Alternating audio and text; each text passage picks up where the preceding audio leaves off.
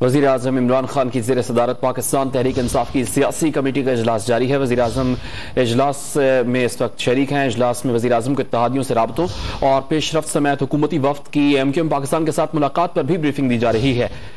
Chief reporter Islamabad Sanaullah Khan ने हमें join किया। सनाउल्लाह, इजलास का अहवाल क्या है? देखें, इजलास तकरीबन 12:30 बजे शुरू है और अभी भी जारी है, जिसमें जो सियासी कमेटी है, पार्टी के रहनुमा तमाम शरीक हैं।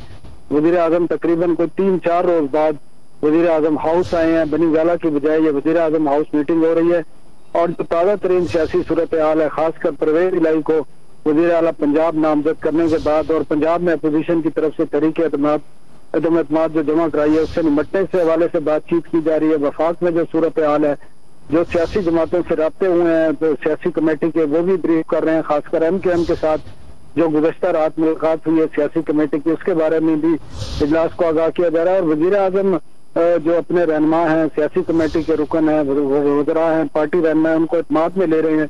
जो वज़ीर आला पंजाब को उन्होंने वज़ीर आला पंजाब के लिए परवेज इलाही को नामजद किया है। इसके साथ आज वज़ीर आज़म की अरकान पार्लियामेंट से भी मुलाकात है और पंजाब के जो सूबाई असम्बली के अरकान है, जिसमें खुद पीटीआई के अरकान है, और ये भी दावा किया जा रहा है हुकूमत की तरफ से कि नून लीग के भी बाद अरकान आज वज़ीर आज़म से मुलाकात करेंगे। जी, सनाउल्लाह खान अपडेट कर रहे थे, आपका बहुत शुक्रिया। ताज़ा तरीन वीडियोस के लिए हमारा YouTube चैनल सब्सक्राइब करके बेल आइकन प्रेस करिए ताकि आपको मिले हर अपडेट सबसे पहले।